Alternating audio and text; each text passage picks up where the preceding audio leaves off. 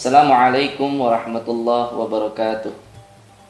Innal hamdalillah nahmaduhu wa nasta'inuhu wa na'udzu billahi min syururi anfusina wa min sayyiati a'malina may yahdihillahu fala mudhillalah wa may yudhlil fala hadiyalah.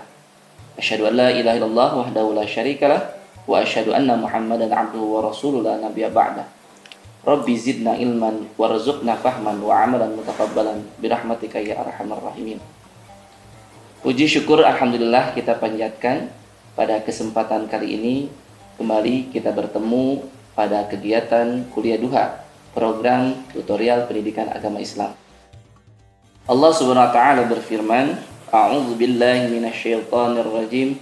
Bismillahirrahmanirrahim. Ya ayyuhan nasu inna khalaqnakum min dzakarin wa unsa wa ja'alnakum syu'uban wa qabaila lita'arafu. Inna akramakum indallahi atqakum. Innallaha alimun khabir. Shadaqallahul azim.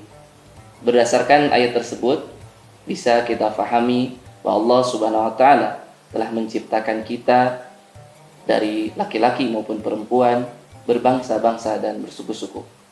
Berkaitan hal tersebut, insyaallah hari ini kita bersama akan membahas suatu judul yang tentunya akan memberikan manfaat kepada kita semua, yakni tentang Islam dan kebangsaan. Telah hadir di tengah-tengah kita dosen pendidikan agama Islam, juga beliau mengajar di program studi ilmu pendidikan agama Islam. Assalamualaikum Pak Wawan. Waalaikumsalam warahmatullahi. Sehat Pak Wawan? Alhamdulillah. Baik, alhamdulillah. Tadi bila berdasarkan ayat Al-Quran, kita bisa mengambil salah satu makna mungkin ya, bahwa Allah telah menciptakan kita dan menetapkan kita berbangsa-bangsa. Sekaitan itu tentu ada konsekuensi. Kita perlu atau punya kewajiban dalam bernegara. Nah, yang ditanyakan itu bagaimana relasi antara agama dan bangsa. Mengapa? Baik, terima kasih Bapak Ustadz Usuf Romli. Sebelum kita berbicara banyak tentang relasi antara Islam dan kebangsaan, tentu sebagaimana ketika kita membicarakan tema-tema yang lain, kita harus memastikan dulu apa yang sedang kita bicarakan, sehingga kita setelah itu bisa berbicara banyak apa yang dimaksud dengan relasi antara Islam dan kebangsaan itu. Kalau kita lihat definisi kebangsaan, seringkali didefinisikan bahwa kebangsaan itu adalah kebanggaan, kesadaran kebangsaan terhadap satu bangsa, bahwa di dalamnya rasa memiliki karena persamaan sejarah, persamaan ideologi, dan poin-poin yang lain yang di situ karena memiliki persamaan sehingga memiliki rasa bangga, kesadaran yang sama sebagai warga suatu bangsa. Nah, hal ini merupakan satu fitrah, yaitu satu potensi yang muncul dengan sendirinya pada seorang manusia. Nah, karena merupakan satu fitrah, potensi bawaan yang dibawa oleh manusia, sehingga setiap orang yang lahir, tumbuh, berkembang, hidup di satu daerah, di satu wilayah, di satu negara, maka orang itu akan memiliki rasa bangga, kesadaran sebagai anak bangsa, bangsa tersebut, bangsa yang ia miliki. Nah, oleh karena itu, ketika ini merupakan sebuah fitrah yang dimiliki oleh manusia, ini merupakan satu hal yang di luar kemampuan yang bersangkutan, karena ini merupakan given. Tidak ada tawar-menawar seseorang itu dilahirkan di mana, dilahirkan di satu negara, itu merupakan anugerah, itu merupakan takdir yang Allah sudah tentukan bagi seseorang. Nah, oleh karena itu, tidak ada tanggung jawab, tidak ada taklif terhadap rasa memiliki terhadap suatu bangsa. Nah, dari poin ini pula kita tahu bahwa merupakan sesuatu yang wajar, fitrah manusia untuk memiliki rasa bangga, memiliki kesadaran bahwa bahwa ia memiliki bahwa ia merupakan satu bagian dari bangsa besar di mana ia dilahirkan. Nah, ini pula yang menjadi tanggung jawab bagi seseorang berkaitan dengan hal ini, bukan ia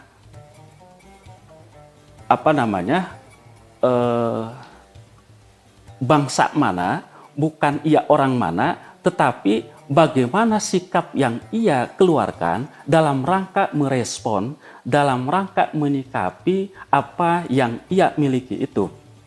Nah, saudara-saudara sekalian, dalam hal ini ada satu riwayat yang berasal dari Rasulullah Sallallahu Alaihi Wasallam yang menunjukkan bahwa Rasulullah Sallallahu Alaihi Wasallam itu memiliki rasa cinta, rasa bangga terhadap tempat tinggal yang ia tempati. Rasulullah sangat bangga, sangat cinta dengan tanah Mekah, ya, karena disitulah beliau dilahirkan, disitulah beliau hidup, tumbuh besar. Oleh karena itu, dalam sejarah ketika Rasulullah Shallallahu Alaihi Wasallam mau meninggalkan kota Mekah, berhijrah dari Mekah ke Madinah, maka satu ungkapan yang beliau keluarkan, wallahi kata Rasul, innaki la khairu ardillah. Wallahi demi Allah, engkau adalah sebaik-baiknya tanah yang Allah ciptakan. Itu ketika beliau akan meninggalkan kota Mekah. Kalaulah aku tidak diusir oleh penduduk Makkah, maka tentu aku tidak akan meninggalkan kota ini. Nah, itu menunjukkan bahwa Rasul sangat cinta dengan tanah airnya. Rasul sangat cinta dengan tanah kelahirannya. Demikian juga ketika Rasulullah SAW dalam cerita yang lain, dalam riwayat yang lain, Rasul itu sering bepergian meninggalkan kota Madinah, tempat tinggal barunya. Maka ketika beliau pulang, mau sampai ke kota Madinah, maka beliau itu mempercepat kendaraannya, kudanya. Karena apa? Saking ingin segera tiba, ya, ingin segera tiba ke kota Madinah. Nah, itu menunjukkan pula bahwa tempat tinggal yang kita diami sangat wajar kalau kita memiliki kecintaan, memiliki rasa kangen, ingin kembali ke kampung halaman, ingin kembali ke tempat tinggal kita. Nah, oleh karena itu, ketika Rasulullah Shallallahu Alaihi Wasallam sangat cinta dengan tanah kelahirannya, sangat cinta dengan tempat tinggalnya, maka sangat wajar bagi kita ketika kita cinta dengan tanah air kita, ketika kita misalnya bepergian kemana, nah satu saat kita merasa kangen, ingin kembali ke kampung halaman kita. Itulah fitrah yang Allah tanamkan kepada kita. Kita memiliki rasa bangga, cinta kepada tanah air kita, kepada kampung halaman kita. Nah, demikian juga dalam kaitannya kita itu sebagai warga bangsa Indonesia, kita memiliki ikatan yang kuat sebagai anak bangsa, maka sangat wajar kalau kita merasa bangga, cinta dengan tanah air kita.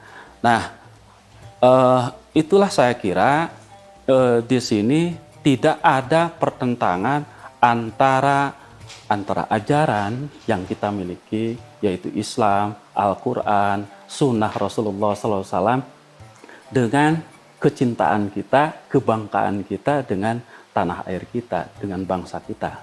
Baik, demikian mungkin luar biasa. Jadi namanya kecintaan itu adalah fitrah ya kawan ya. Jadi tidak bisa kita pisahkan antara agama dengan bangsa. Namun kalau kita melihat fenomena kawan, bahwa terjadi gitu, ada orang yang membenturkan agama dengan negara. Nah, pertama yang ingin saya tanyakan, bagaimana Islam mengatur kita untuk menyalurkan fitrah itu? Dan yang kedua, apakah memang dalam Islam diatur tentang negara atau sistem negara? Nah, tadi kecintaan kita kepada tanah air, kecintaan kita kepada kampung halaman merupakan fitrah kita. Nah, pertanyaan kemudian yang menjadi tanggung jawab bukan cintanya kepada tanah air, bukan cintanya kepada bangsa, karena itu merupakan fitrah kita, tetapi yang menjadi taklif bagi kita, tanggung jawab kita adalah bagaimana menyalurkan fitrah itu. Bagaimana kita menyalurkan fitrah kecintaan kita kepada bangsa itu.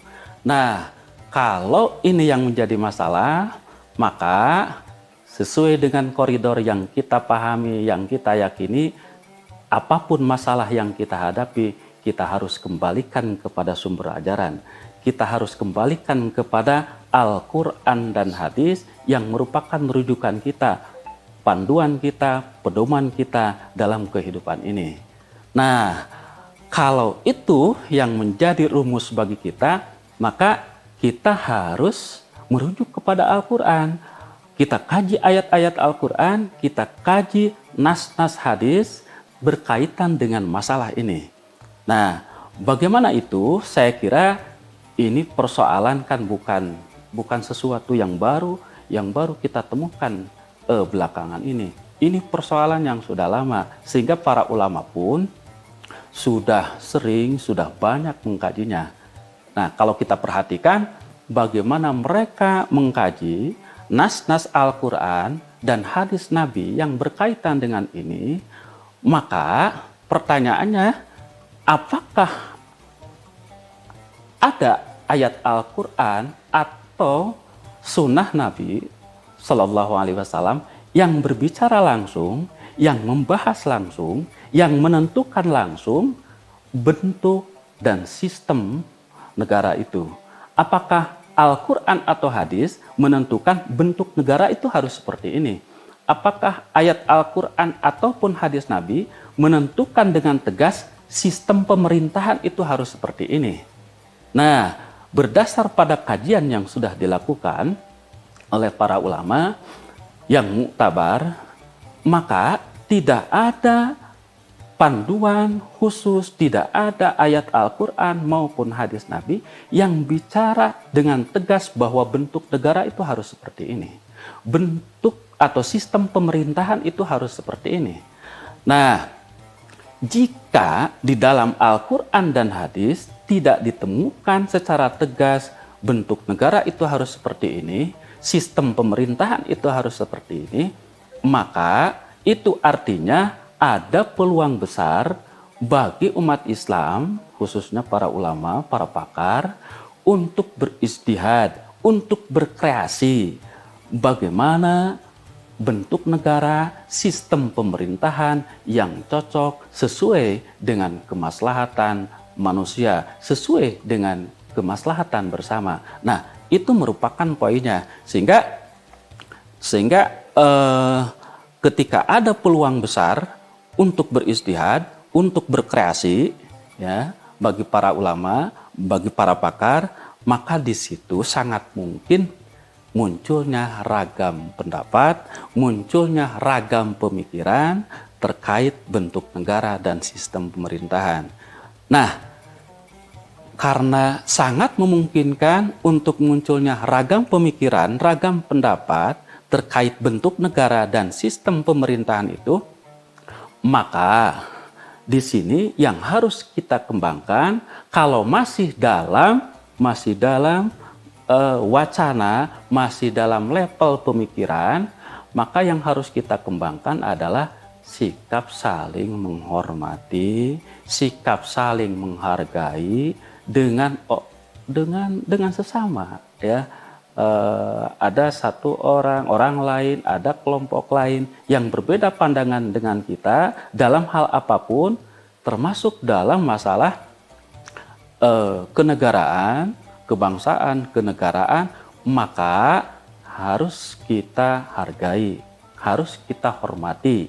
Itu ketika masih dalam level pemikiran, level wacana.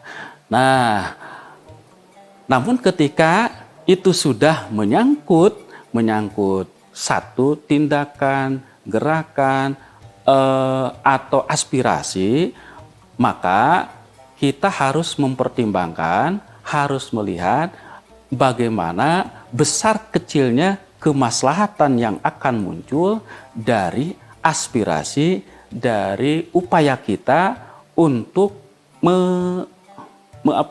menyalurkan atau mengupayakan apa yang kita yakini, sesuai dengan apa yang kita yakini tentang sesuatu itu, kita inginkan supaya itu terjadi, supaya itu terwujud dalam kehidupan nyata. Nah, banyak hal yang harus kita pikirkan. Yang paling pokok tentu sejauh mana kemaslahatan yang akan muncul atau justru kemadaratan yang akan muncul ketika kita mengupayakan apa yang kita yakini itu. Baik, terima kasih luar biasa Pak Wawan. Jadi kalaupun ada orang-orang yang membenturkan itu kurang tepat berarti ya. Jadi kan kalau negara kita itu dalam istilahnya memiliki ideologi Pancasila.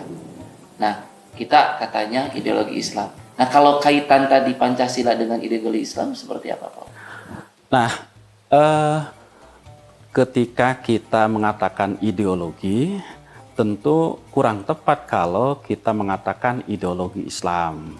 Nah, kalau makna Islam di situ adalah sumber ajaran Al-Quran dan hadis, maka tidak tepat ketika mengatakan itu adalah ideologi Islam. Karena yang dinamakan ideologi itu artinya kan hasil daya cipta, hasil olah pikir manusia. Tidak tepat kalau mengatakan Al-Quran itu sebagai ideologi, sunnah hadis itu sebagai ideologi. Kalau kemudian yang dimaksud ideologi Islam itu hasil penafsiran terhadap Al-Quran dan hadis, maka tentunya sebagaimana hasil penafsiran yang lain, di situ ada ruang untuk salah dan benar, ya, ada ruang untuk salah dan benar. Sehingga ketika yang dimaksud ideologi Islam itu adalah hasil pemikiran para ulama, para tokoh, maka bentuk negara, sistem pemerintahan yang berlaku di Indonesia itu juga merupakan hasil ijtihad sebagiannya dari para tokoh, para pakar yang merupakan tokoh-tokoh muslim juga. Luar biasa. Jadi sudah ada pencerahan nih untuk kawan-kawan mahasiswa bagaimana bersikap tentang itu. Terakhir Pak Wawan ingin ujangan atau pencerahan kembali terkait bagaimana nih sebagai mahasiswa, upaya apa agar kita bisa benar-benar mensinergikan ajaran Islam dengan sebut tadi Pancasila agar bisa mengokohkan NKRI ini, Negara Kesatuan Republik Indonesia ini. Nah, saudara-saudara sekalian, mungkin banyak tema dalam kaitan isu-isu yang berkembang lalu dikaitkan dengan ajaran Islam, dikaitkan dengan semangat prinsip yang ada dalam Al-Quran dan hadis, tidak mudah bagi kebanyakan orang untuk memecahkannya. Nah, karena apa? Karena ada prinsip-prinsip tersembunyi dalam ajaran, dalam sumber ajaran, yaitu Al-Quran dan hadis, yang tidak mudah ditemukan oleh kebanyakan orang. Nah, oleh karena itu, salah satu sikap yang memungkinkan peluang untuk lebih selamat adalah kita merujuk kepada para pakar, para ulama yang telah melakukan ijtihad, yang kapabilitasnya sudah kelihatan, sudah diakui, mereka sudah berijtihad tentang masalah ini. Misalnya tokoh-tokoh dari Ormas Muhammadiyah sudah berijtihad dalam menyikapi hal ini, bahwa negara Indonesia ini adalah Darul Ahdi Wasyahadah, artinya merupakan negara hasil persetujuan, kesepakatan, dan negara yang menjadi tempat untuk berekspresi, untuk berkarya. Itulah konsep yang disampaikan, yang dirumuskan oleh saudara-saudara kita, para pakar, para tokoh dari Muhammadiyah. Nah, demikian juga dengan para tokoh, para kiai, para ulama dari Nahdlatul Ulama telah menyikapi hal ini bahwa bangsa Indonesia ini, negara Indonesia ini merupakan Darussalam. Nah, apa itu Darussalam? Adalah negara yang aman, negara yang damai. Itu artinya pula esensinya tidak bertentangan dengan ajaran Islam. Karena kalau kita kembalikan kepada apa yang tadi sudah saya sampaikan, Islam, Al-Quran, dan hadis tidak memberikan panduan secara pasti tegas terkait bentuk negara dan sistem pemerintahan ini. Maka dalam hal ini seperti yang sudah tadi saya utarakan juga, para ulama, para tokoh, para pakar memiliki peluang yang besar untuk berkreasi. Nah, bentuk negara Indonesia seperti ini, sistem pemerintahan Indonesia seperti ini merupakan hasil ijtihad para tokoh bangsa Indonesia ini. Nah, oleh karena itu, karena ini ijtihad beliau-beliau, para tokoh bangsa, dan tentu ini sudah memperhatikan maslahat madarat yang akan timbul terkait bagaimana bentuk dan sistem pemerintahan itu, kita seharusnya taat, patuh kepada hasil ijtihad mereka. Dan ketika negara itu sudah terbentuk hasil dari ijtihad ini, maka kewajiban kita sebagai anak bangsa, sebagai rakyat, mematuhi pemimpin. Ati'ullaha wa ati'ur rasul wa ulil amri minkum. Ati'ullaha, taatlah kepada Allah, kepada Al-Quran. Wa ati'ur rasul, taatlah kepada Rasulullah, taatlah kepada sunnah, kepada hadis. Nah, wa ulil amri minkum, dan taatilah ulil amri. Nah, ketika Al-Quran dan hadis tidak memberikan panduan secara tegas terkait bentuk dan sistem pemerintahan, maka ketika negara sudah terbentuk dan inilah hasil ijtihad, mematuhi pemimpin yang ada di Indonesia merupakan pengejawantahan, merupakan realisasi dari ketaatan kita kepada Allah, ketaatan kita kepada Rasul.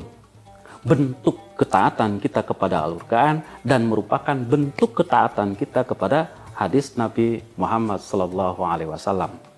Masya Allah, Alhamdulillah, setelah kita dengar penjelasan dari yang terhormat Bapak Dr. Wawan Hermawan MAG. Terima kasih Pak Wawan. Terima kasih. Mudah-mudahan apa yang tadi disampaikan bisa kita simak dan benar-benar kita bisa pahami sehingga kita bisa implementasikan dalam kehidupan kita. Terakhir, sebelum saya tutup, saya ingin mengutip ungkapan atau apa yang disampaikan oleh Umar bin Khattab yang dinukil dalam Tafsirul Bayan karangan Ismail Haqqi Al-Hanafi. Umar berkata, jika bukan karena cinta tanah air, niscaya akan rusak negeri yang gersang. Maka sebab cinta tanah airlah dibangun negeri-negeri.